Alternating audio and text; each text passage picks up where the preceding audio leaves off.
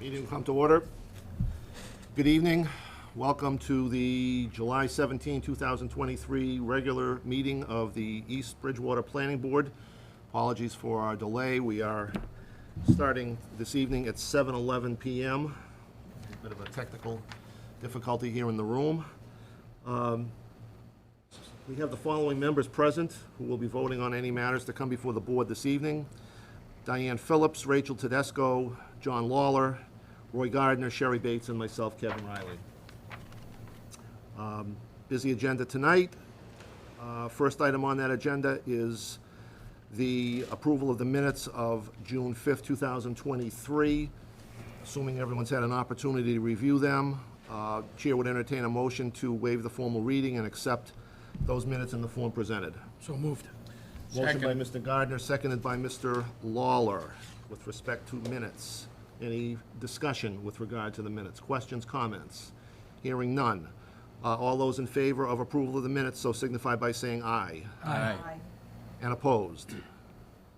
Record will reflect the minutes were adopted by unanimous vote of all regular members present.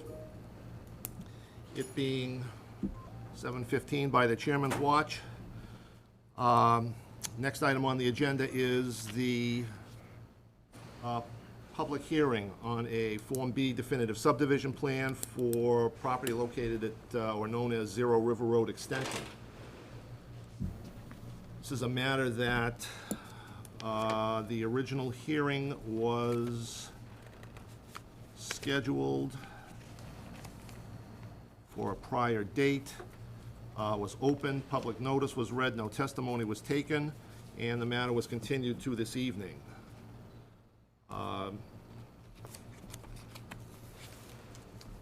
Unfortunately, we're not going to have the boards working this evening, so basically the way we'll work this, as with any public hearing, we will have a presentation from the applicant, take any comments, questions from the audience at large, and then we will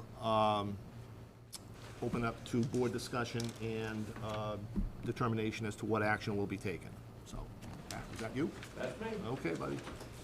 You're on. I feel like I'm at a disadvantage now because we don't have the boards working.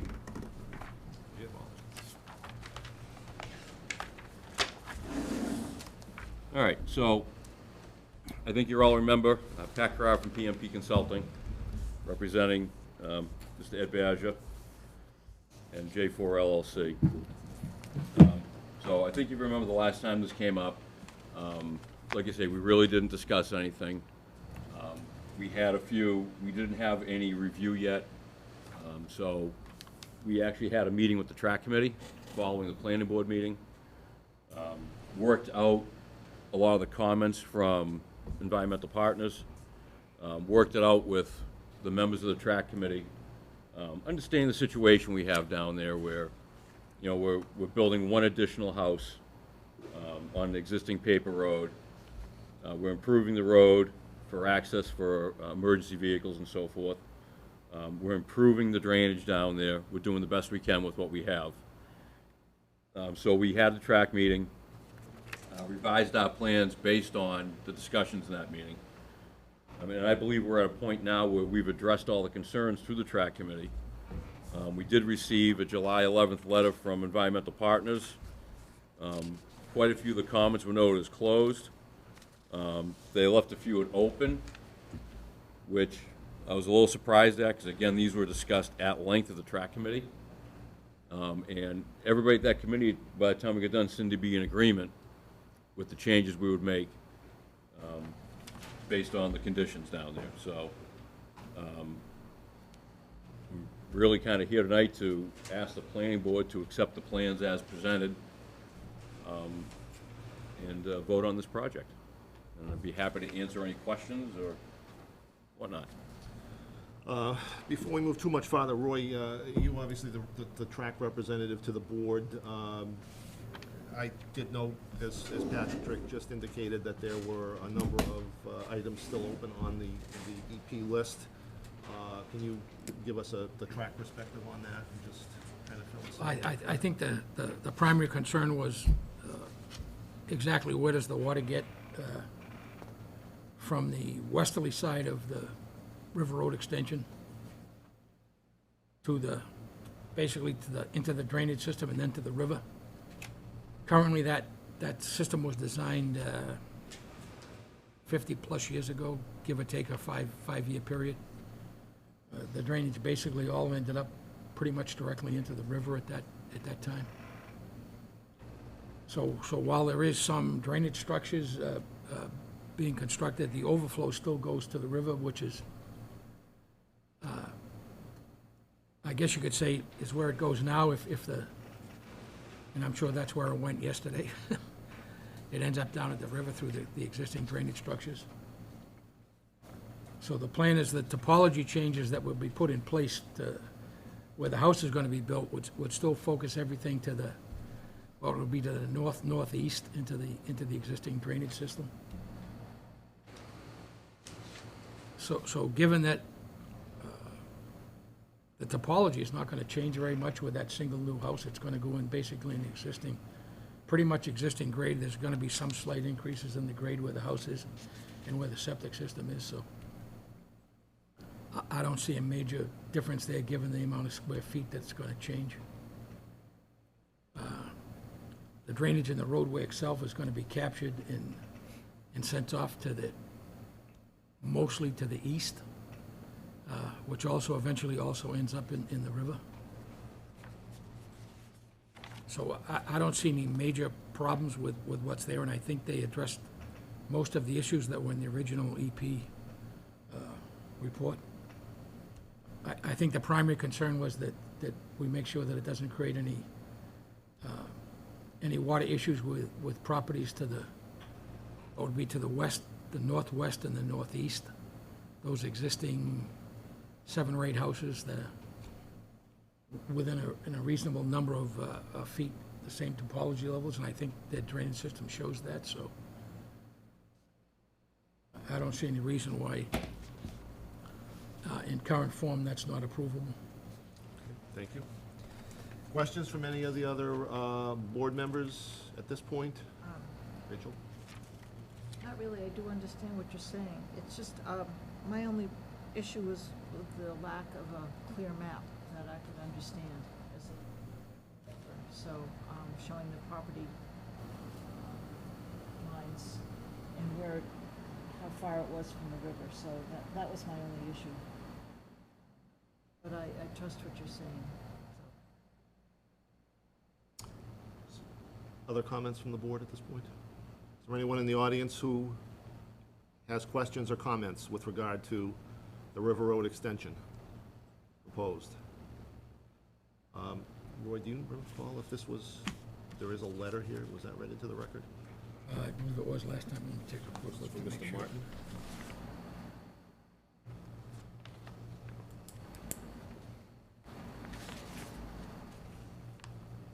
Yeah, that's the letter that raised issues about the water table.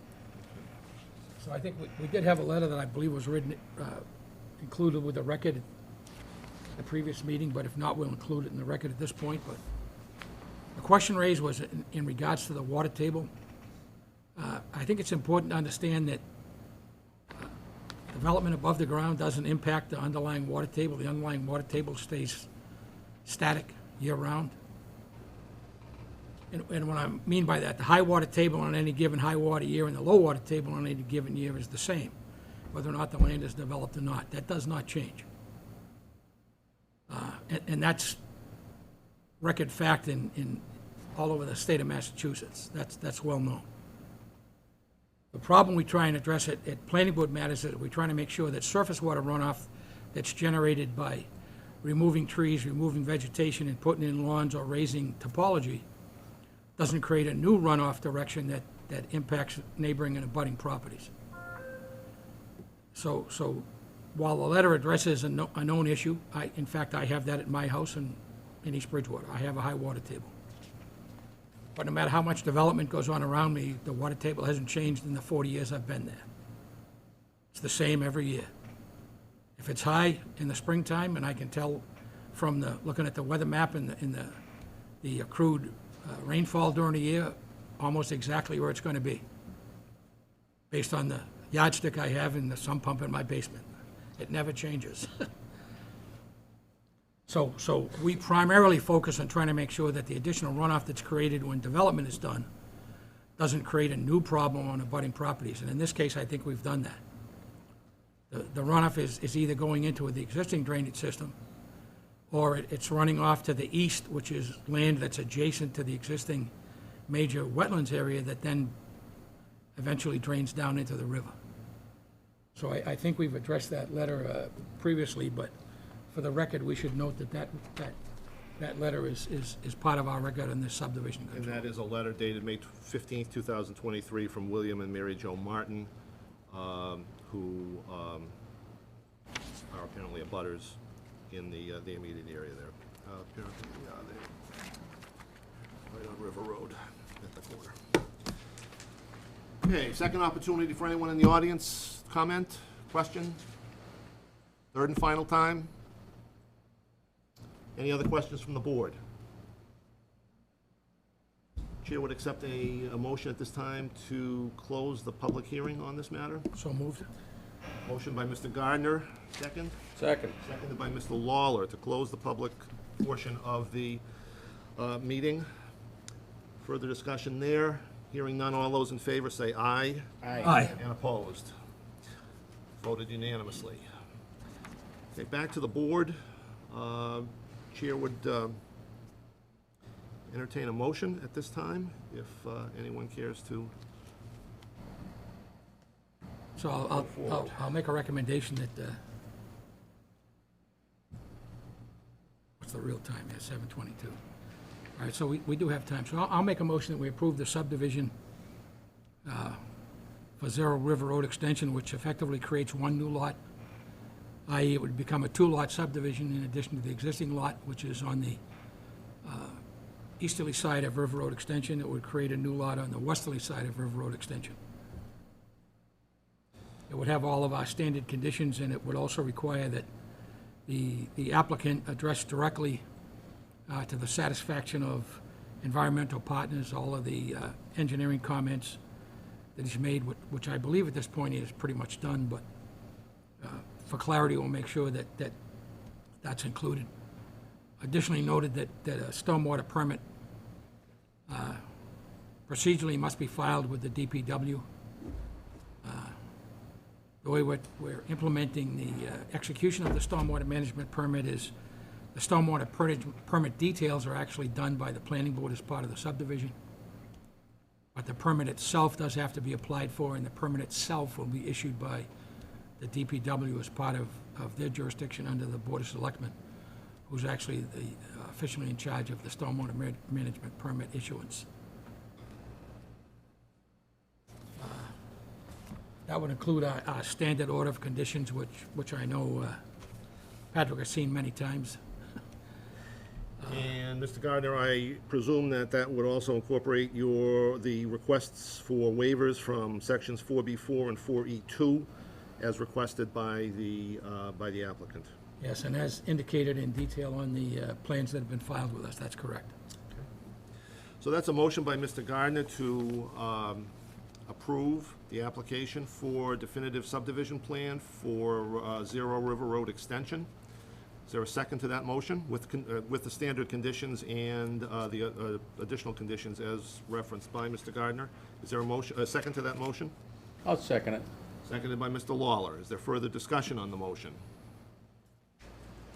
Hearing none. All those in favor of the motion to approve the Zero River Road Extension plans and subdivision, so signify by saying aye. Aye. Aye. And opposed. Record will reflect unanimous vote in favor by all members present. Thank you, Mr. Carrara. Thank you so much.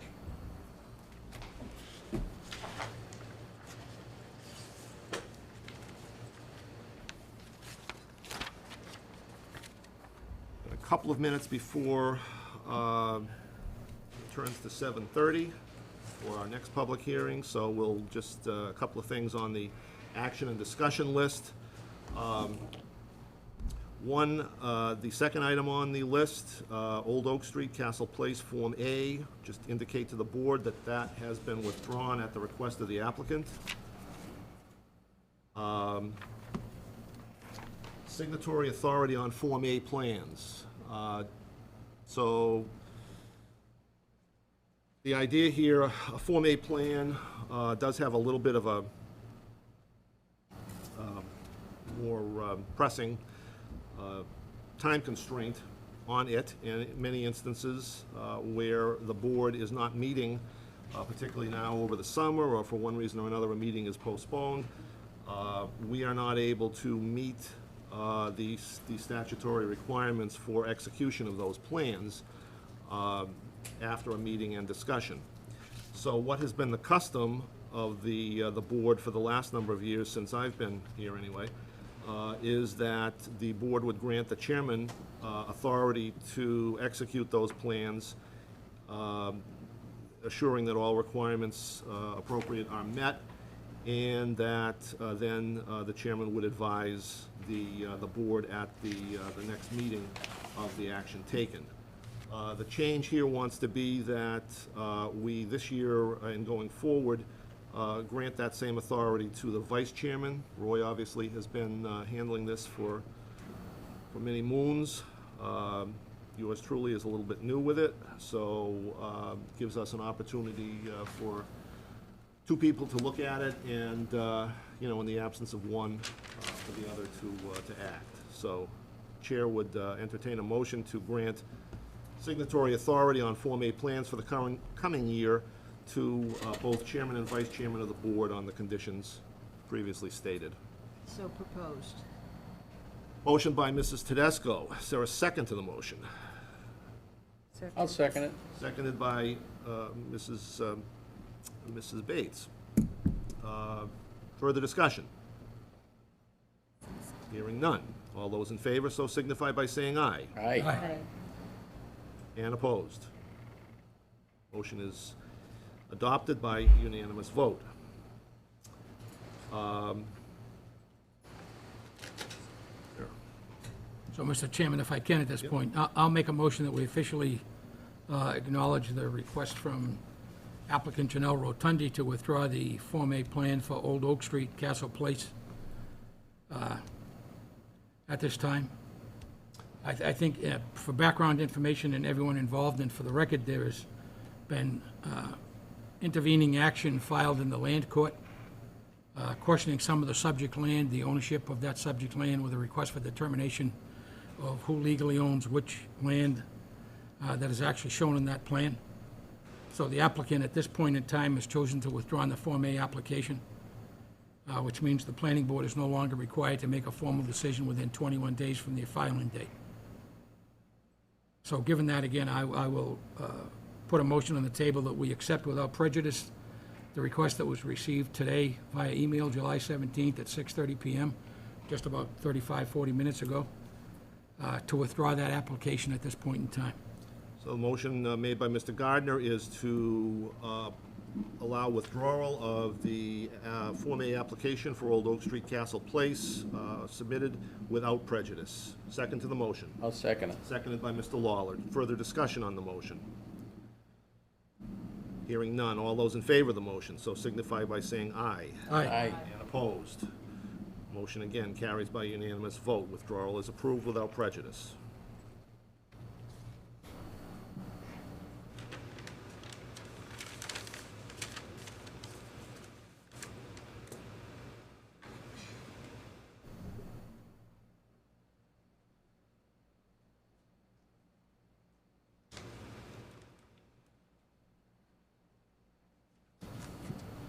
It being 7:30, second public hearing for this evening.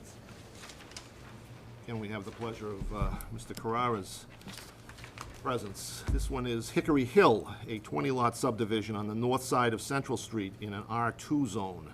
This is a request for the approval of a Form B definitive subdivision plan. The same situation, this was a matter that was scheduled for a prior date. It's continued to this evening. No testimony was taken. However, the public notice was read and the hearing opened at that time. Same procedure as I just went through with respect to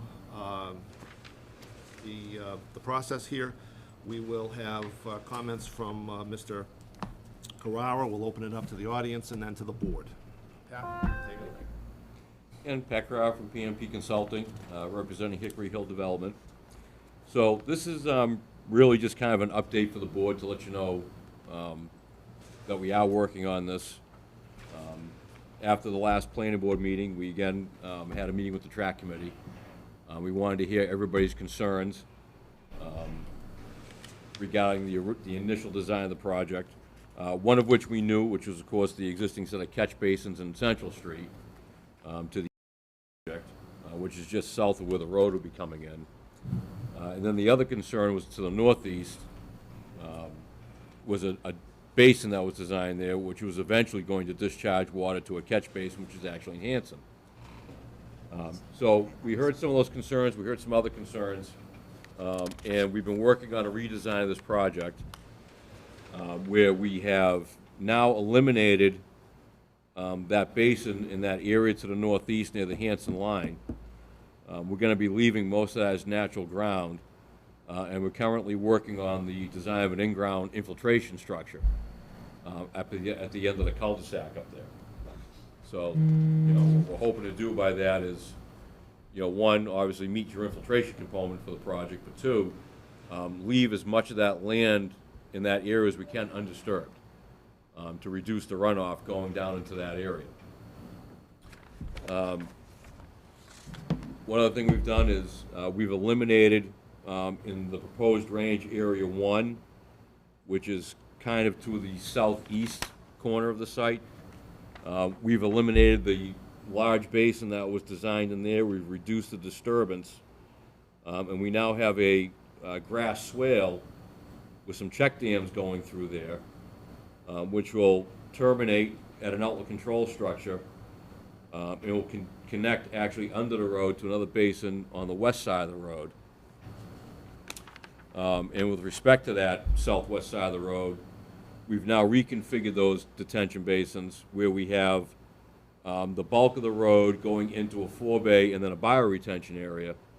And then we have a small piece of the road plus the overflow from the swale going into a 4-bay and into an extended dry detention basin. We're still working on the progress of that design, but I believe you saw that on the progress prints that was sent in Friday. If we had the boards working, we could show it to everybody. And then the last major concern we're addressing, obviously, is that a set of catch basins in Central Street. At this point, after listening to concerns from John Haynes and other members of the track committee, we know what the concerns are. So at this point, our goal is to prove that we're actually going to be sending less water from the site to those catch basins, and reducing the flow from the site to those catch basins. That's our goal. We've already accomplished a good part of that by reducing the amount of disturbance on the land and reducing the amount of the roadway which will pitch back to Central Street. Unfortunately, there's a point to which we just can't fight the grade. If the ground goes up, we kind of have to go with it. We can't fight it. But we are working on that. We have made good progress with that. So after this meeting, we're going to continue to make these changes. We're hoping within about 2 weeks, we'll have a really complete set of plans that we can send to environmental partners for review. I think what our goal would be to come in for the September meeting with everything worked out.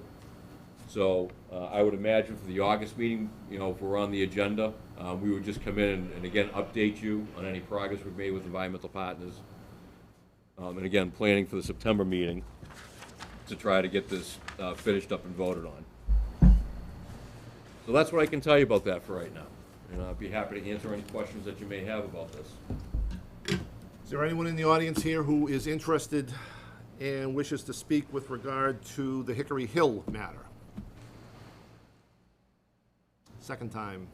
Anyone on Hickory Hill? Third and final time on Hickory Hill. Hearing none. Questions, comments from the board at this point? Yeah, Mr. Chairman, I'll propose to make a motion that we continue the public hearing for the Hickory Hill subdivision till Monday, September 18th, which would be our next regularly scheduled meeting that occurs in the month of September, per Patrick's comments there that they should be ready by September. first Monday in September, as always, is Labor Day, which is a legal state holiday, which we're not allowed to meet. So the next regular meeting would be Monday, September 18th, and I would propose, as we're required to do under Massachusetts general law, to state a time and a location. The location would be here, the time would be 7:20 PM, to continue the public hearing for Hickory Hill, which is the north side of Central Street. Okay, so we have a motion on the table from Mr. Gardner to continue the public hearing on this matter to September 18th, 2023, 7:20 PM. Mr. Carrara, you're in assent with that motion? Absolutely. On behalf of the applicant? Okay, second to the motion? I'll second it. Seconded by Mrs. Phillips. Further discussion? Hearing none, all in favor of the continuance to 9/18 at 7:20, so signify by saying aye. Aye. Aye. And opposed, no. Motion carries by unanimous vote of the board. Sir, Thank you very much. Thank you, Patrick. Just say it easy next time. That's so complicated. This is how I see it. the next item on the agenda is a Form A plan for Thatcher Street.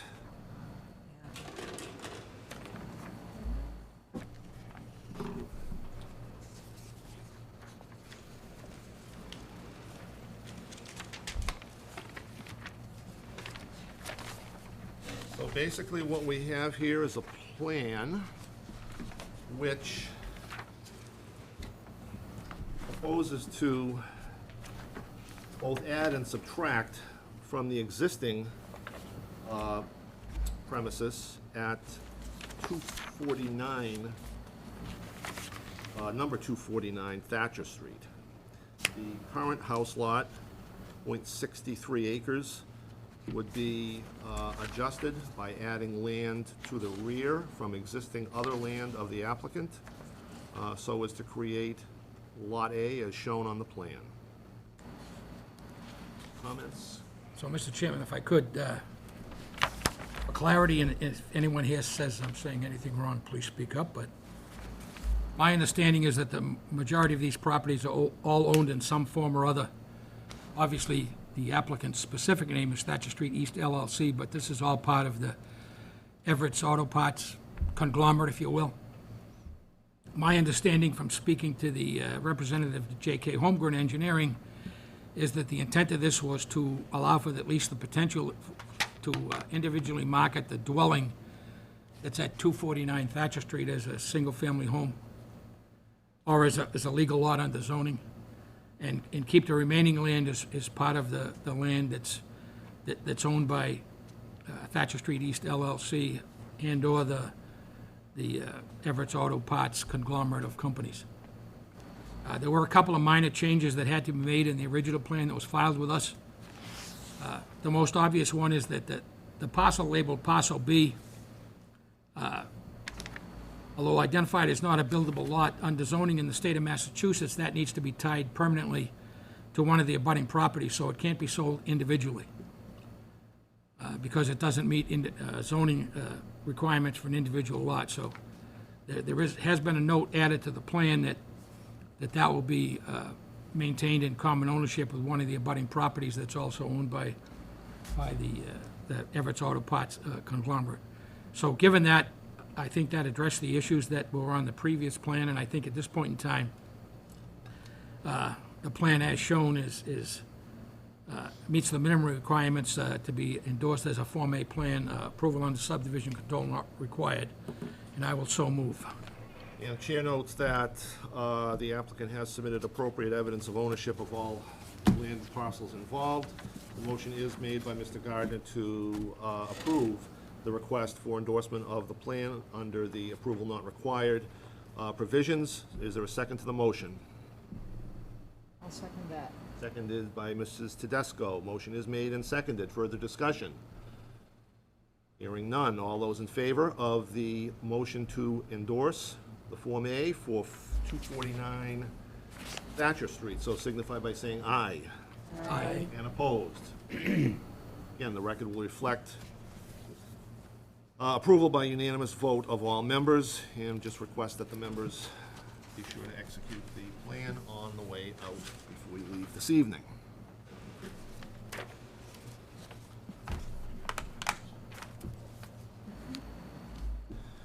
So if I could, just really quickly here on, in the context of the Thatcher Street properties that are owned by, and again, for lack of a better term, I'll call it the conglomerate that owns Everett's Auto Parts. They are gonna be before the, as I understand it, as of right now's agenda for Wednesday, they are gonna come before the track meeting with some suggestions about some potential zoning changes they would like for the property that they now own, which for all intents and purposes is the majority of the property on that end of Thatcher Street before you cross the line to the city of Brockton. So I do expect, as a representative of the planning board, I will be attending that meeting and hopefully get an understanding of what they're gonna propose for zoning changes for that area. Thank you. That's all I have. That's all, okay. All right, since Castle Place has been withdrawn, next item on the agenda is an application for site plan approval for the property at 302 North Bedford Street, the East Bridgewater Veterinary Clinic. And it looks like we have some folks here to talk about it. We have a board that works. Do it the old-fashioned way, there you go. You are the best easel I've ever seen in any hearing room. That is fancy. Way better than the one I have in my case. With stained glass. Yeah. Good evening, Mr. Chair and members of the board. I'm Jack O'Leary with Green Seal Environmental. We prepared the site plan. Meet you. This is Cynthia O'Connor, who owns and runs the veterinary clinic. And she has hired us to do some plans to expand the clinic. It's a pretty, I think you're all familiar with where the clinic is on Route 18, right at the intersection of TikTok Way. The existing building, can you hear me okay from up here? Absolutely. This is North Bedford Street, Route 18. This is TikTok Way.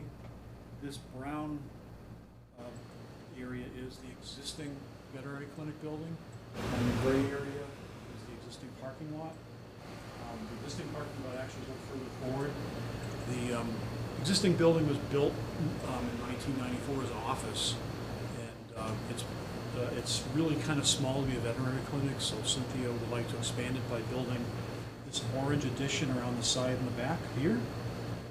That will add some more room so that she can have dedicated spaces for cats and things like that. It doesn't really represent a big expansion of the use per se. It just makes it a lot more convenient to run a veterinary clinic facility.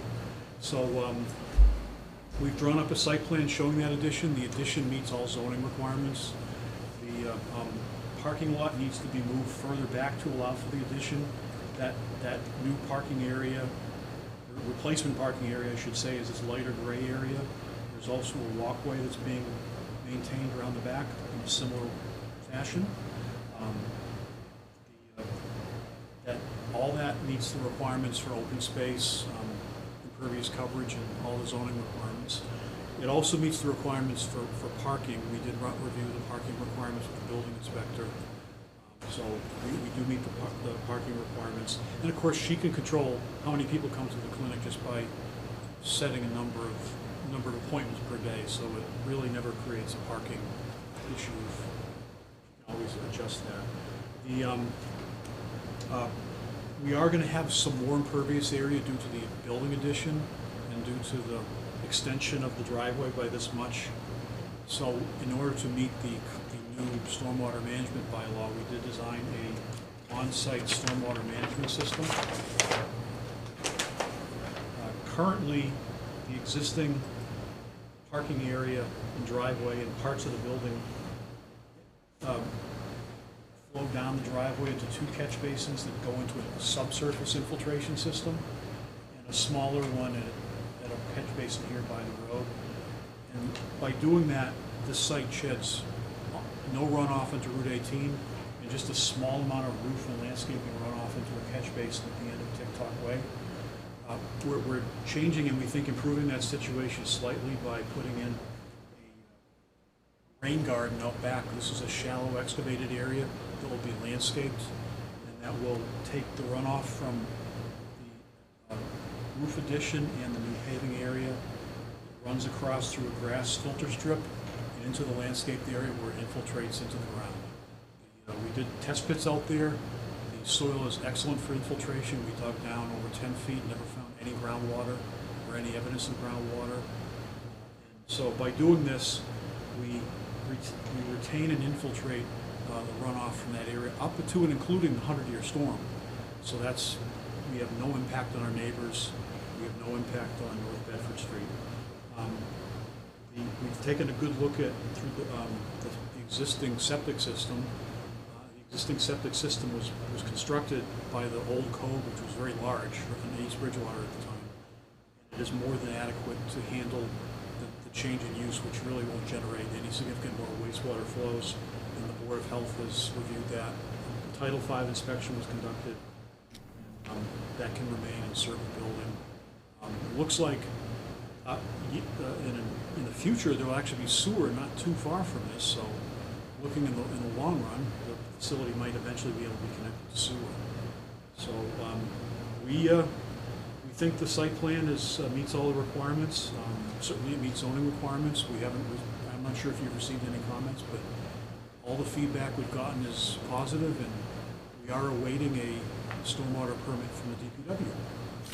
We'd be happy to answer any questions you have on the plan. So, there are no written comments that appear in the file. This is, as I mentioned earlier, a B2 zone. This is an allowed use with a special permit under 5G2D. So the site plan approval would be in order. This is about 1,700 square feet you're adding, is that? Yes, that's what I think. Yep.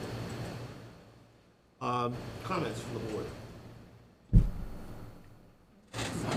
I'm pretty familiar with that site since I live pretty near there, and I've never seen any issues there. The parking is always more than adequate. I would expect, based on what I've seen of the plans that have been filed previously, that the parking is going to change significantly, other than it's going to be moved slightly to make room for the building. Other than that, the plan that I've seen seems to adequately address the potential issues of drainage, and in fact, maybe even slightly improve it better than it is now. Although I don't think there's any issue with drainage right now, so I don't see anything there that we need to have more than that. One of the questions I was going to ask, and he's already answered that, is that he's already filed with DPW for the stormwater management permit. So I don't have anything to add at this point. Okay. Other comments? Anyone? Nope. Not at all. Okay, so Chair would entertain a motion that, to the effect that the site plan submitted by the applicant does satisfy the standards of section 13-2, and to otherwise approve the plans in the form submitted. No special conditions, standard conditions of site plan approval would apply. So moved. Motion is made by Mr. Gardner. Is there a second to that motion? I'll second. Seconded by Mr. Lawler. Further discussion? Hearing none, all those in favor say aye. Aye. And opposed? Hearing none, motion again carries by unanimous vote of the board. Thank you. Thank you very Thank much. you very much. Thank you. Have a good night. Thank you.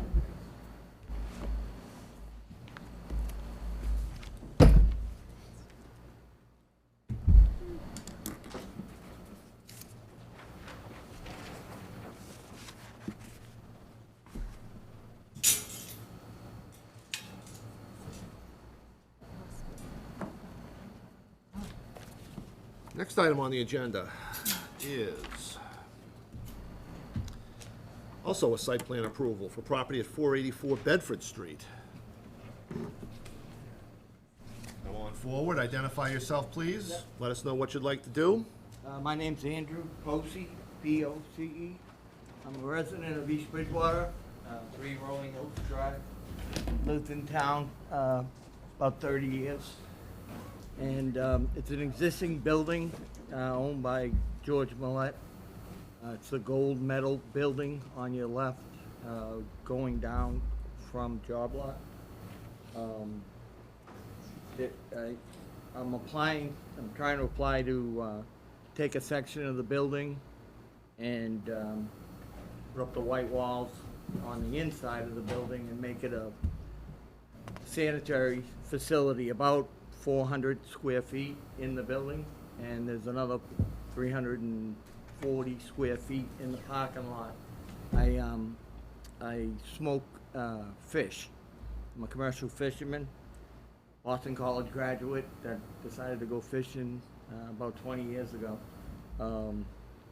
I make a specialty food item, smoked tuna and swordfish, and was invited to be at the Eastern States Exposition, the fair at the Big E in Springfield, to exhibit my fish from boat to smoke to table inside the Massachusetts building. So I currently have an off-site location, like a commercial kitchen that I could use. I have approached the Board of Health on this application. I understand what the facility needs in order to be compliant on the Board of Health basis. So I'd be adding a 3-bay sink, a hand washing sink, a mop sink, and then the FRP board doing the floors on a small section inside the building that I gave you a diagram of, that's with the stripes. The section outside the building is just a metal, into the parking lot, a metal 15 by 16 overhang, and that's where the smoking equipment would be. It's all commercial equipment. I'm not using backyard smokers. They're all UL listed, and I have built a smokehouse before down in Chatham, and most of this equipment has been mothballed since 2011. And there's an opportunity now. Basically, I take the fish that we catch locally that a lot of the restaurants don't buy because of the size of the fish, and I smoke it in chunks, and I'm able to make a living selling them at farmers markets. And 17 days a year at the fair warrants me to try to have my own production facility. This would be, there would be no retail there. This is strictly a little 700 square foot section that would make the product. And I vacuum seal it, and I would take it to farmers markets into the fair to sell it. I've been heavily invested in the smokehouse. I bought the smokehouse down in Chatham, right at the savings and loans crunch, and unfortunately I couldn't make it work there. My overhead is extremely low to set it up here, and I'm excited about working close to home. The building is nice, it's clean, it's metal structure. I'm very friendly with the owner as well as the other tenant that's in there. There's 2 other tenants in there.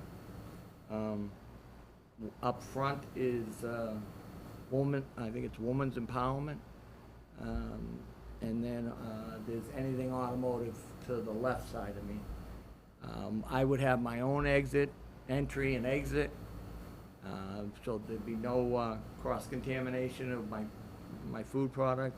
The Board of Health told me I'm okay to smoke my product for dog food the way it is, but I'm interested in doing it for human consumption as well. I have a couple of trailers that can go out and do parties, catering. I'm working on a location at Home Depot on 104 to put a fish trailer out there. I bought the fish trailer from the lobster guy that was up in Whitman for years. Oh, yeah. I bought that red trailer.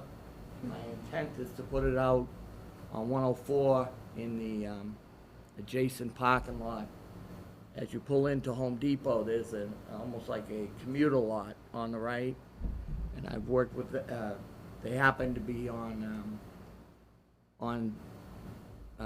George Millet's property, and they've agreed to let me put the trailer out there. So when you're coming off the highway, if you want to buy fresh fish, tuna, swordfish, salmon, or a product that I make that's grab and go, that you would just put in the oven, my ultimate goal is to produce it on Bedford Street and have a sales location out on 104 at Home Depot in the lot. I haven't gone through the meetings with Bridgewater yet because I'm kind of hoping that I'm gonna be approved here to make the product. There'd be no need, I made Oprah's magazine for salmon, so her 100 favorite things, and my product's great, and I'm the only guy in the country doing it. There's a need for it.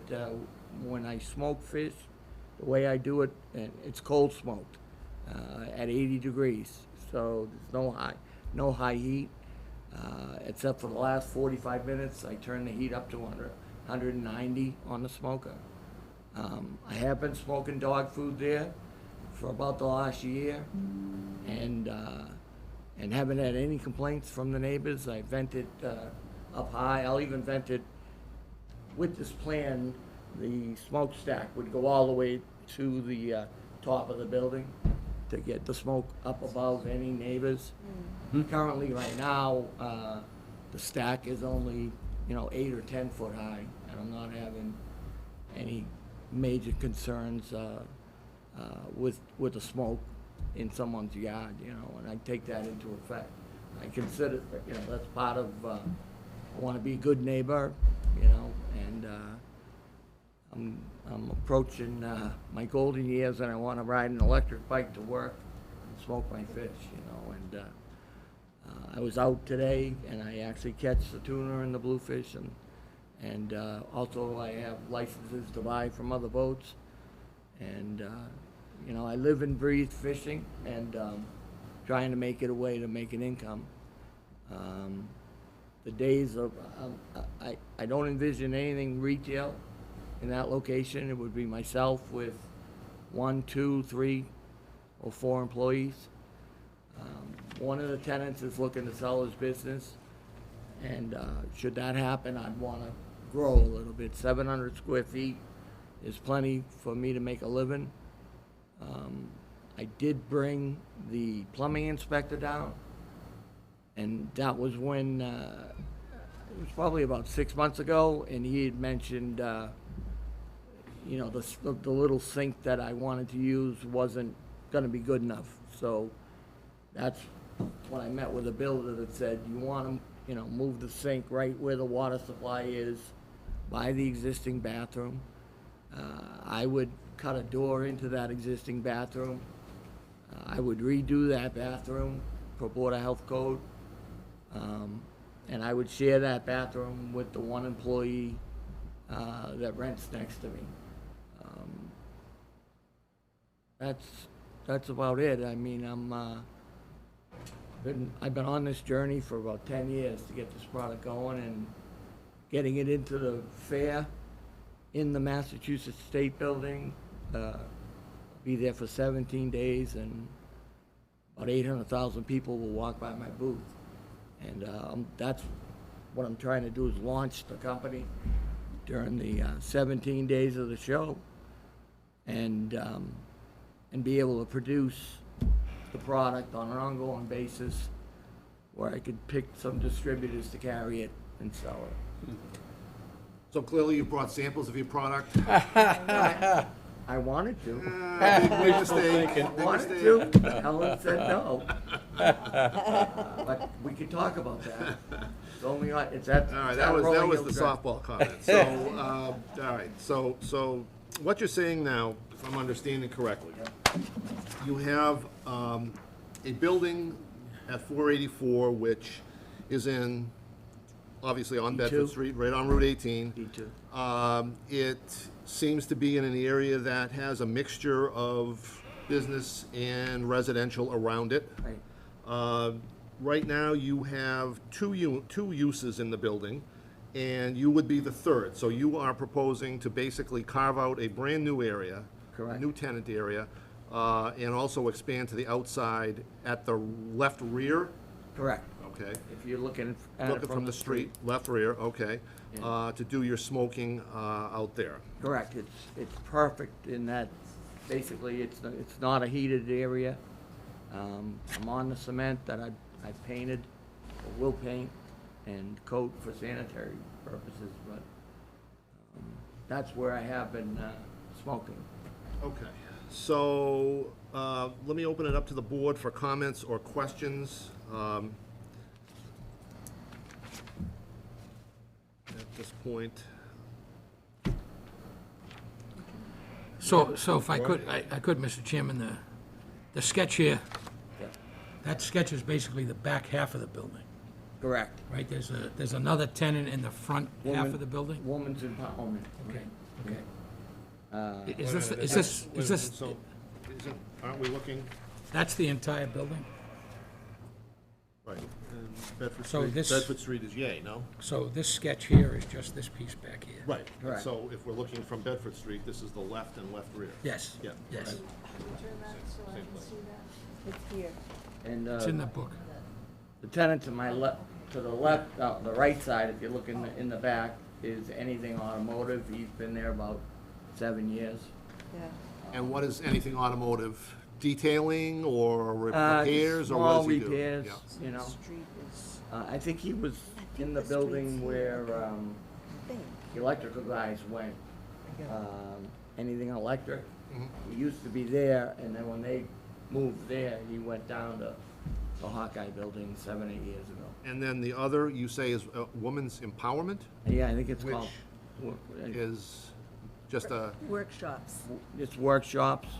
It's kind of almost like a nonprofit where Santa Claus was there for Christmas, and they have a lot of little kids. interesting mix. You know, and they're not there that often. They probably only meet 2 times a month, if that. She does use the front for a photo studio as well.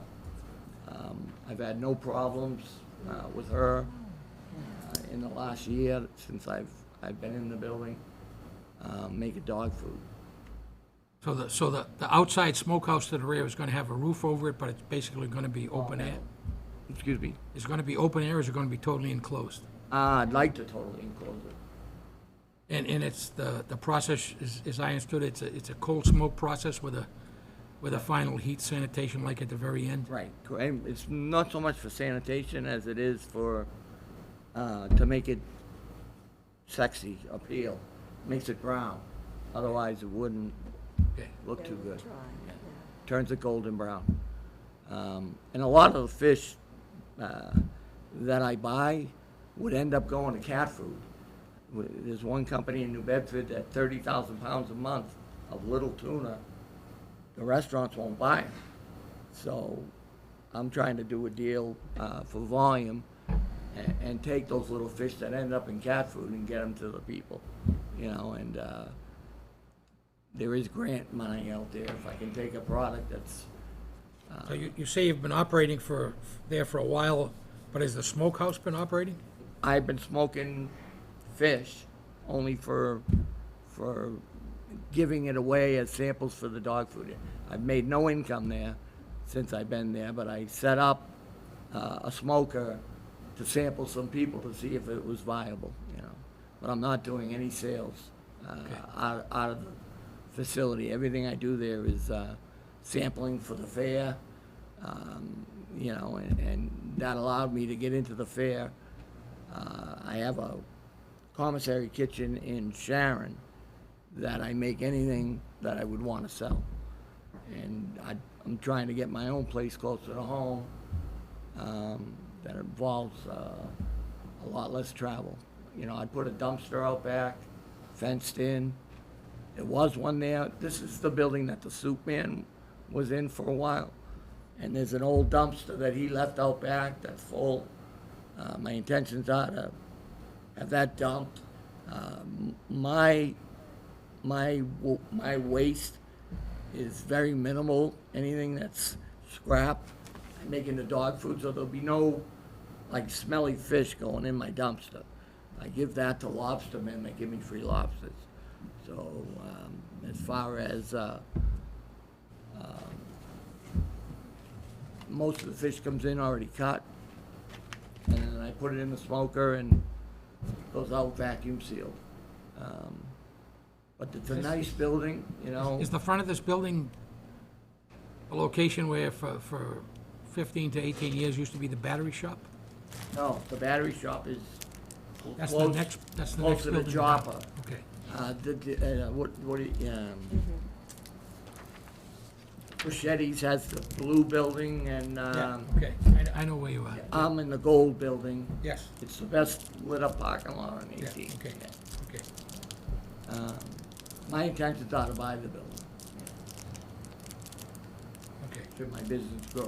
that's all I have. So, anybody else before I? Nope. So, yeah, I do have one, only because I'm a butter in your backwoods. I love the idea that you're going to be piping that so the smoke doesn't affect your. Correct. Your butters. Yep. That's awesome that Yeah. you're thinking of It'll, that. it's vented just like a wood stove, these smokers, and you got a 6-inch pipe that'll run along the building up to the peak, you know? And if anything, might have smelled me what I've been doing the last few months, where I haven't had the flu up there. And I haven't noticed yeah, anything. good, well, that's good. so, I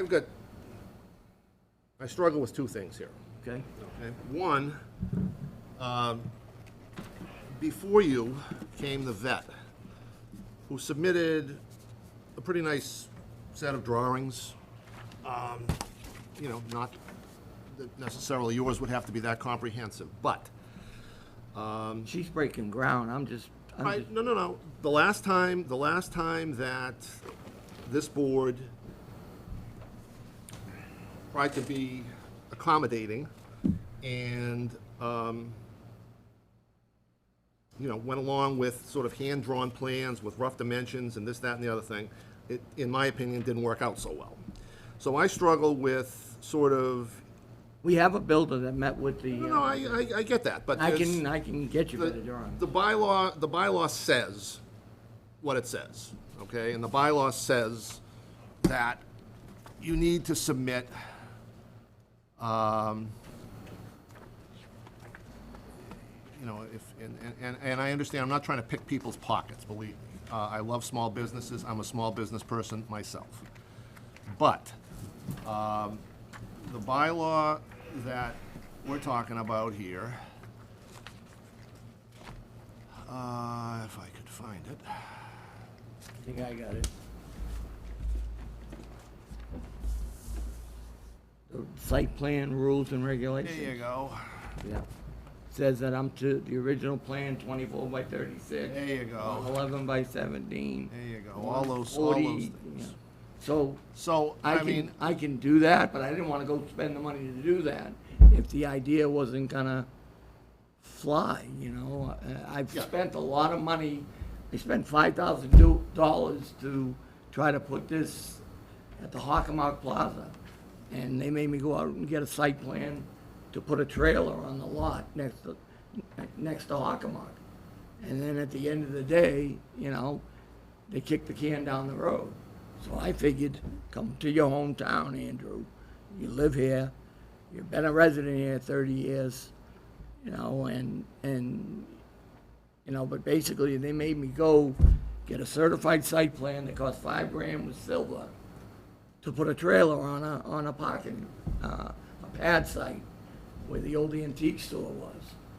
So my budget's tight, you know, and it's a small little area.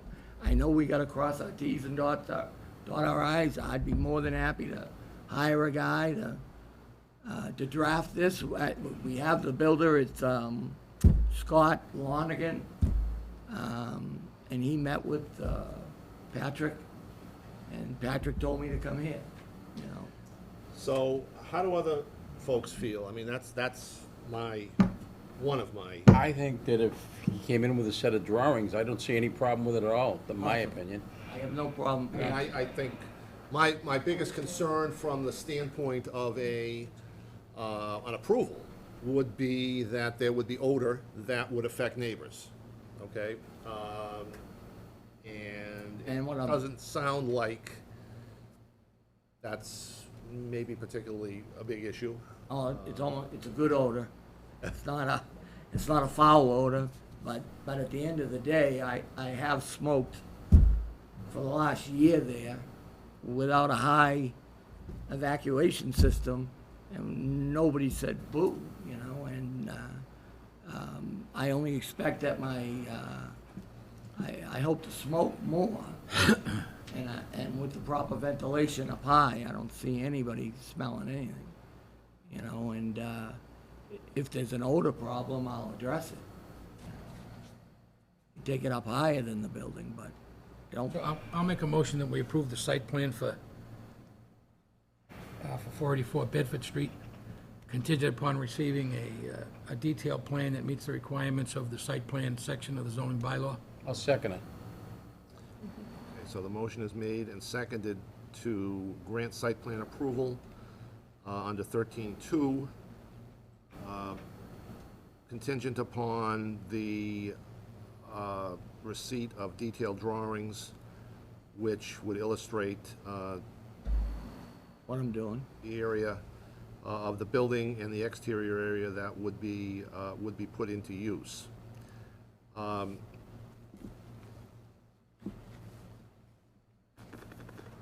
The other, if Mr. Gardner would so allow some conditions, one would be that we specifically prohibit any retail sales on the premises, and two, that the number of employees be limited to no more than 5. That sounds fine. Sounds fine with me. That basically simply means that any further change to that, I'd have to come back. yeah, for example, if you do in the future buy the entire building and want to expand, you need to come back. Right, and I would do that before I buy the building, right? And obviously that you obtain all appropriate approvals and permits from the building department and the Board of Health. Correct. Okay, so that's the motion, made by Mr. Gardner, seconded by Mr. Lawler. Yes. So, when do you think you might be able to have those drawings to us? With the fish, within a week. Within a week, yeah. Best of luck to you. Okay, I so. appreciate it, thank you. Motion is made and seconded. Further discussion? Nope. There being none. All those in favor of the motion, so signify by saying aye. Aye. And opposed? Let the record reflect a unanimous vote in favor of the grant of site plan approval, contingent upon the several items that we have mentioned. Thank you. Thank you, sir. I'll be a Good luck. good tenant. Thank you very much, everybody. Have a good night. I appreciate it. Yeah. Who do I turn them into? The planning, board? Right there? Yeah. Planning Building Department office. Yeah, right down the Okay. hall. Thank you very much. Thank you. Good luck. Everybody have a nice night. You too. Okay, a couple of other items on the agenda for discussion and action. Strathmore Road extension, Roy. I'll make a motion on the Strathmore Road that we vote to release the remaining road bond, contingent upon receiving notification from the selectmen that all of the legal documents that the owner is required to submit to the town council through the selectmen for the acceptance and per the recent town meeting vote are in their hands. Once we've received confirmation back from the selectmen that they have all those documents, then at that point, I would agree to release all remaining road bond on Strathmore Road. So the motion is made to release remaining funds held in the road bond account for Strathmore Road extension, Elmwood Overlook, pending or contingent rather upon the receipt of notification from the Board of Selectmen that all legal requirements that relate to acceptance and thus have been satisfied. Second to the motion. I'll second that. Motion is made and seconded by Mr. Lawler. Further discussion on the motion or questions? Hearing none. All those in favor of the motion, so signify by saying aye. Aye. And opposed? Let the record reflect again, a motion made and approved by unanimous vote of the board. Daisy Lane. Okay, so last, it was either Thursday or Friday. Friday, I sat in a meeting, Kevin was there. And I'll quickly discuss what's going on here, if it's okay with the chairman. Count on it. We have what's called a tri-party agreement with the developer for Daisy Lane, which basically says there's three parties involved. One of those parties being a bank that holds the actual dollars. Second being the town, which is being assured that the road will get done based on those dollars being held by the bank.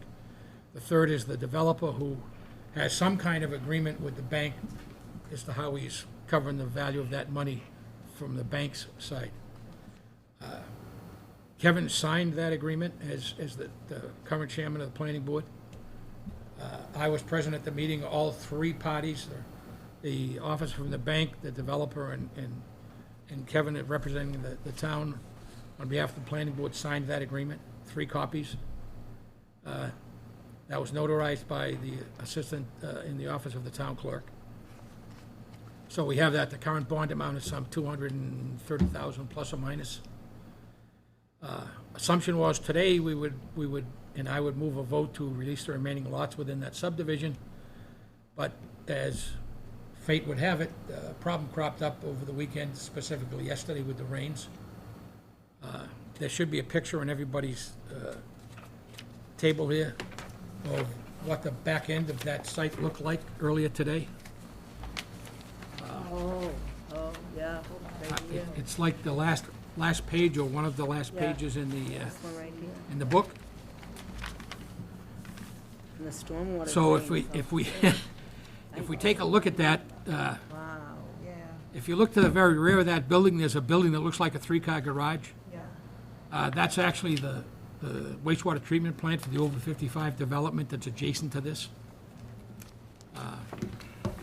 The cul-de-sac is that kind of black area that's in front of that. That's the cul-de-sac at the end of the subdivision.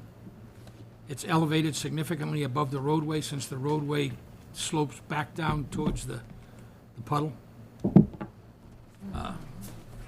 There's some 300 feet of water from that building to the edge of the water here. That water, based on the topology diagram that I looked at earlier today, is somewhere between 2 and 2.5 feet deep. The detention basins that are supposed to be there on either side of that roadway, which are supposed to take the water, are roughly where those gravel piles are. So they're obviously not constructed yet. So, as best I can tell from a second walkthrough I did after I got a copy of the plans and went back down there, those basins aren't physically there, so the water actually has nowhere to go. It's trapped in the roadway. yeah, it's kind of like, So 4 or 5 of the lots that we will be releasing front on that puddle. Oh, oh, yeah, yeah. Now, acknowledging that I believe that storm that we had yesterday is going to count as a 100-year storm, which is a rarity. Up until now, has been a rarity in eastern Massachusetts. Yes. Certainly, in my opinion, we can't release those lots, given that problem, until that gets addressed. Those lots need to have safe access and egress for all parties involved, not just builders and contractors, but once we release those lots, they could be sold to a third party, yep. i.e. a homeowner. Fire department and public safety, ambulances, police department need access to that. Another storm, which weather's saying we're gonna have more regularly in the future. So that's gotta be fixed. Those detention basins need to be in place. So I hesitate to do this, but I think we need to hold off those lot releases until such time as we get some feedback from the developer and our engineering consultant, environmental partners, as to what's really going on there. And potentially the developer could have those basins in place by our meeting in August, which is, I believe, our 3rd Monday in August. because I'm not comfortable putting a motion on the table to release those lots at this point, and I'll leave it at that and let the chairman comment as he wants Okay. at this point. No, I think that's an appropriate remedy, so basically, I think that Chair would entertain a motion simply that no action be taken with regard to the release of the remaining lots on Daisy Lane, pending further engineering review and elimination of the ponding problem that now exists. So moved. Second it. So moved. Motion is made by Mr. Gardner, seconded by Mr. Lawler. Just a Further bit discussion. of clarification, I apologize for the kind of isolated look at the catch basin there, standing by itself, but those catch basins, if I'm standing at the bottom line there, looking at that water, those catch basins are on either side of the road just behind me. And they're full, as you can see, that's actually water right up to the top of the catch basin. It's unusual to be like that, So the entire drainage system is surcharged at that point. yeah. It's unfortunately, but I think with climate change, this is gonna be a real issue. It may well be, based on what we're hearing, depending on what you believe or don't believe, but there's no question from what we've seen this summer, things are changing, Absolutely. so. Anyway, the motion's on the table and seconded. I'll leave it up to the chairman to continue at this point. Thank you. Further discussion? So on the motion to take no action on lot releases pending the satisfaction of the couple of conditions that I had mentioned, all those in favor of the motion say aye. Aye. Aye. And opposed, no. No. Ooh, sorry. Try that, all in favor say It aye. was just a brain cramp, you know what I mean? Mr. Lawler, you're in favor, yes?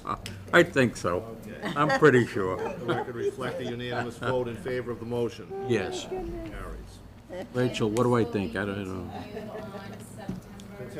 Continue to the, excuse me, to the August. August meeting. We'll just continue on the, August 21st. on the action and discussion agenda.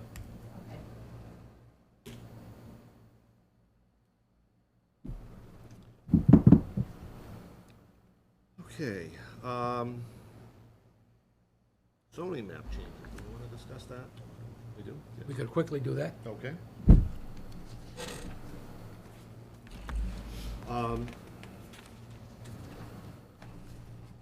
So this, if I'm correct, Roy, involves the addition of a number of streets. So if I could, Mr. Chairman, Yeah, go ahead. once every 3 or 4 years, we go back to our consultant who maintains the zoning map for us, and I believe that currently it's PMP Associates. We add onto our zoning map new streets and/or zoning changes that have happened since the update of the last zoning map. We're currently working out a summary of what those are in some detail based on a summary of the last 4 years' town meeting actions. We still have kind of a draft copy of that going around. I'll make sure that everyone has, if they don't have now, has a copy of that in the immediate near future, but it's still a bit of a scratch pad document that we're developing jointly with the town clerk to try and make sure that all accepted roadways and all zoning changes are shown on the zoning map. Again, for everyone's information, typically, we only update the zoning map roughly every 3 to 4 years, because it's a fairly intensive task to do that. So if I'm understanding, Roy, we've got probably 12 or so streets that would be added to the zoning map, plus a number of less than 6 in the way of zoning changes. Yes. That would be also reflected on that map. That's correct. Okay. So the intention would be, we'll keep that on the agenda till our next meeting. We'll have a finalized list and then can approve, or do we want to go a little farther than that? or what? That may be enough at that point, and in fact, the draft copy of the map may be available at that point that we can actually take a look at, Okay. to make sure that the actions before town meeting have been correctly interpreted onto the zoning map, because that's part of our duty under Under state law, the zoning map belongs to the planning board. Okay? Okay, so if you'll just keep that on, again, on the action and discussion agenda for the 8/21 meeting. Yeah. A couple of other items.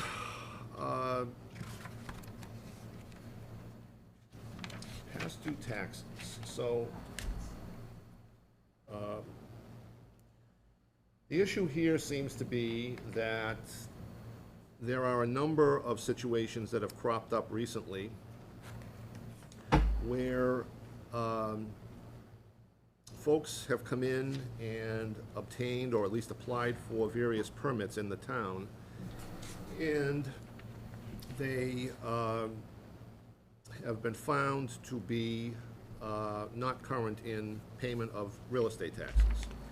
So the town, and Roy, correct me if I'm wrong, but the town has adopted Chapter 40, Section 57, which allows the town, under certain circumstances, to withhold the issuance of permits until some payment arrangement is made with regard to those taxes.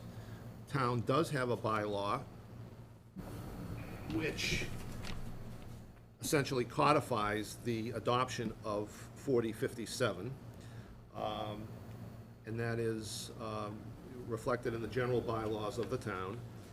And I guess what the discussion centers around is the mechanism for the enforcement of that bylaw in circumstances in which it can be enforced, it can be waived, you know, if certain circumstances exist, and so forth. And that may require something of a flesh, putting more flesh on the bylaw that we have. And Roy, I mean, if you have other comments there, I mean. Yeah, so I think that this was originally raised by the building inspector because he had declined to issue a permit to someone. That someone's attorney contacted back to the building inspector saying a careful read of Massachusetts General Laws, Chapter 40, Section 57, doesn't comport with what you're doing. I'm not going to debate the merits of that right now, but there are clearly some language differences between what the state allows us to do and what we are attempting to do. So the overly simplified, the problem is that the state law requires that we have a report available to the planning building department or any department that issues licenses, permits, and so on and so forth. That report be updated at a minimum annually, or at the town's option more often than annually, that showed taxes and arrears. So what we've been doing, at least from what I can see, what we've been doing is we've been using what's referred to as the municipal lien certificate as that document, i.e. the applicant has to go to the town treasurer and get a municipal lien certificate that lists all of the monies that's owed on any particular piece of property, or by that person, as the case may be. Problem with that is the municipal lien certificate lists everything, including current bills that are owed to the town. And not old past due bills. Yes. And to be overly black and white about what the law says that the treasurer has to be providing to the issuers of those permits a list on a timely, regular basis. Not that the applicant has to go down to the treasurer to get a municipal lien certificate. Municipal lien certificate is intended under state law for something totally different. It's intended usually for when there's some kind of a transaction in land, so that everyone involved can be protected in terms of being some past due monies on whatever's being bought or sold. It's really not intended to be the gating item, if you will, here. Further problem, personally in my mind, it's not clear how the town would provide exceptions, for lack of a better word, potentially under the Board of Selectmen, since it's a local bylaw, which the selectmen normally would be considered to have control of, when someone's in a financially constrained situation and needs to replace a roof of a house so they can sell it. Specific examples, 5 of which I'm aware of because of some actions I was involved in another town with one of my family members. Someone was in a nursing home, the house needed to be repaired so they could sell it. Town wouldn't issue the permits because they were past due taxes. The town had no method within their bylaw to give a exception to that so that they could fix the house so they could sell it and pay the taxes. And pay the taxes, yeah. That doesn't make sense. So eventually what happened 24 months later is the house was taken over on a mortgage foreclosure and sold for pennies. Not right. Literally.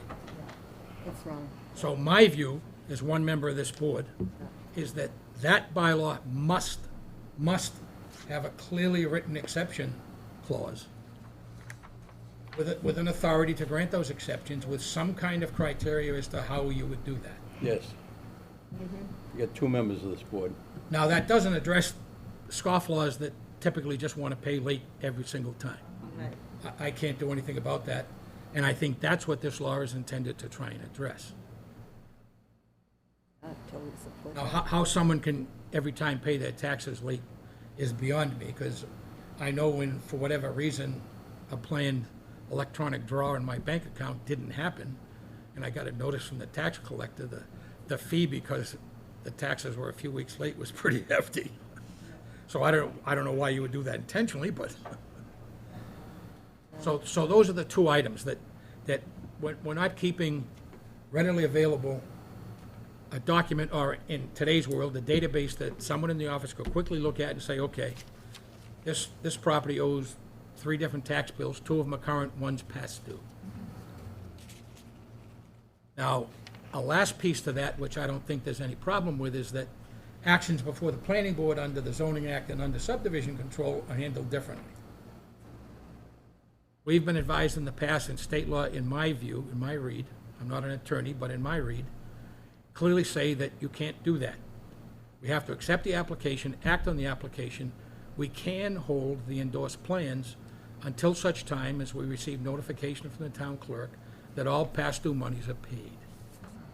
And in fact, it even goes further than that, because under subdivision control, the recorder of records at the registry of deeds is prohibited from accepting a subdivision plan unless they receive confirmation that there's no past due monies on that land.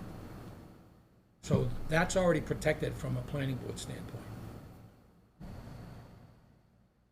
So the question of why do we issue permits to someone who's owes taxes is far more complicated than that simple one-line question. Yeah.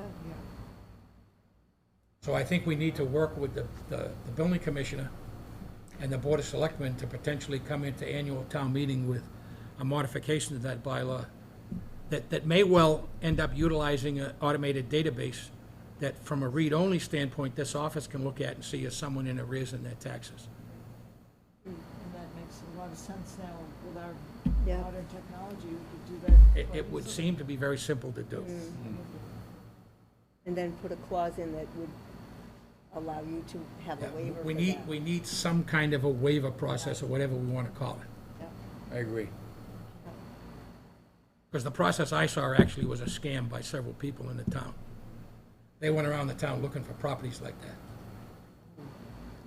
Oh, I get Okay, so we'll keep that also on the agenda for the next meeting.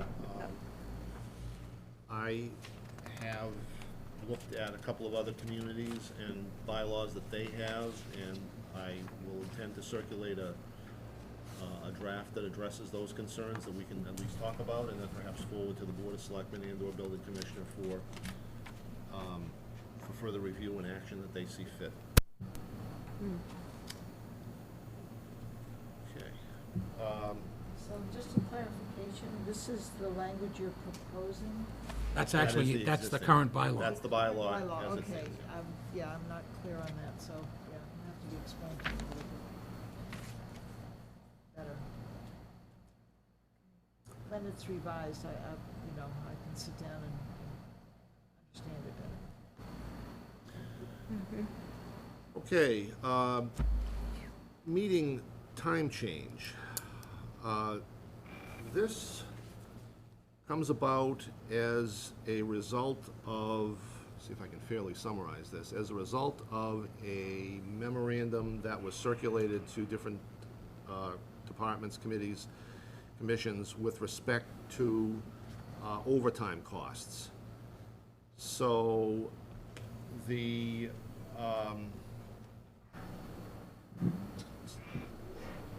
directive is that beginning last Monday, the 10th, departments are not authorized to allow any overtime for employees unless there is sufficient money in a department budget to cover that. So right now, what we have Ellen and we have Candy, who work 8:30 to 4:30 each day, 35 hours a week. They work, they're budgeted until 8 o'clock on Monday evenings, and they are out early on Fridays to sort of offset that. So, the problem becomes, like tonight, we're 35 minutes beyond 8 o'clock. And how do we deal with that? So there are a few ideas that have been floated. One of which is Ellen and Candy simply get up at 8 o'clock and go on home. And it would then be up to one of us, I think the clerk, to pick up with notes so that, accurate minutes could then be prepared. Second idea is to create a very minor, small overtime account, which Patrick would be responsible to do, and he's in agreement that he would do it, which would account for any time that would be, taken in excess of what's budgeted. The ladies indicate that they would have been generally taking comp time. That's what they're interested in. They're not more interested in necessarily receiving additional compensation, but in any case, the monies have to be there because they could certainly change their mind at some point and say, hey, I want to get paid for this, therefore we need to have a source of the funds. The third idea would simply be to back up the meeting time so that we don't run into this problem. If we started at 6 o'clock, you figure an hour and a half meeting, 2-hour meeting at max, take us to 8 o'clock. 6:30 is another alternative. Personally, I think that the simplest solution is just to create, have Patrick create in the coming budget a small overtime account. I wouldn't estimate that would cost more than, we're not talking more than $5,000 in the aggregate. And that would, put us on a sound footing. Anything to add to that? Questions, comments?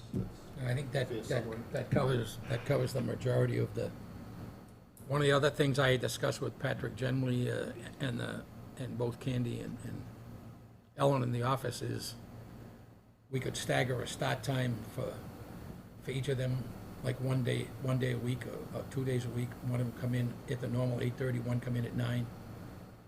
And then the next day, they do the opposite of that. So each week, they'd save an hour or two of time that then could be used to cover the 2 meetings, so that we wouldn't run over. That might get a little messy to maintain. I think that the easiest thing, overly simplified, although someone's gonna ask a question about it at town meeting if it's an identified overtime budget, but that's clearly the simplest thing to do. Is simply set aside, as Kevin said, a relatively small amount of money for an overtime And I budget. think the expectation is that it would not be used, actually. Yes. I think that's true, probably, but But there needs to be something there to support, just in case it was otherwise. town council has advised the town administrator and the selectmen that it's fine to have comp time, but you have to have money in the budget to back that up, which effectively it means overtime money. Because if it's not used under state law, it has to be paid. Otherwise, someone could later file a complaint that they had X number of hours, and even though they had said at one point they were gonna take that as comp time and didn't take it, then we'd be on the hook for it, so. The town treasurer, who has other rules that they have to follow, has indicated can't pay that without an overtime budget. So there's a problem on that end as well, so that, I think that the easiest thing to satisfy all the parties involved, the employees as well as the planning board and Patrick, the building commissioner who's officially in charge of that, as well as the accounting officers and the treasurer, would be to simply put a relatively small overtime budget I together. agree. Yeah, That sounds reasonable. totally. Okay, so, Candy, can you just let Patrick know that that would be the sense of the board, that would be the direction we'd go in, and if he has any questions, he can contact Roy or I, and we'll work with him to get that into place. Good. Okay, so we've already talked about the signatory authority on Form A plans. Last item is the MBTA communities. Roy, any update there? So what I'd like to do is, first of all, we really need our screens working for this, and Yeah. secondly, I don't think we're gonna be ready until the August meeting. But what I would like to do is if we could put that on as an agenda item and reserve at least a 15-minute time slot for that. What I would like to do is the meeting that's both televised and on the screens here, be able to show the preliminary maps that have been put together that we've received recently from Old Colony Planning Council with some initial discussion as to what those maps represent and exactly where they're located. I mean, in general, it's the northernmost end of town between North Bedford Street and Winter Street at the Whitman Town line. The other section would be the downtown area, in the area basically bordered roughly by 300 or 400 feet behind Route 18, all the way across Spring Street into the downtown area. All the way to, I think it's Cook Street. Those are the two sections we've been looking at. Over and across from the post office, right? Yes. That land there, yeah. Yes. Now, we recognize that part of that's a brownfield. We know that. Everyone in town knows that, I believe. What it would take to do that now, the MBTA zoning district, for just a quick overview, that's strictly private development. The zoning districts have to be handled by the town and voted by the town, but all of that development would be private development. It's commercial money with commercial developers. They would be required to do whatever's necessary on either one of those ends to make the land suitable under whatever various departments they have to. So if there's remediation that needs to be done in the downtown area where the, where the engineering plant used to be and where the iron facility used to be, then would be up to the developer. We'll have much more detail over the coming months and into the fall. The plan will be, and we'll probably vote that in August or September, to have a presentation, probably at the high school auditorium at some point, with here's what we're looking at to go to annual town meeting next year. That's our deadline. Current deadline under state law is, we're called an adjacent community. Our deadline is 2024 as an adjacent community under the state law. Yep, okay. Is there any preference, do you think, to the state to be closer to town versus further away? I think we need both. I think we need both of those. The northerlymost one would be in an area that, as is currently planned and is in the works, would be sewered through the City of Brockton wastewater treatment plant.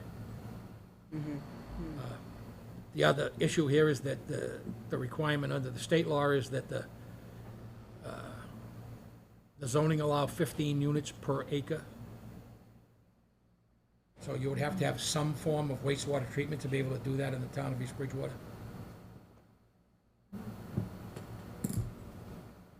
Those are the rough things I can say now, and Yeah, just to give you an idea.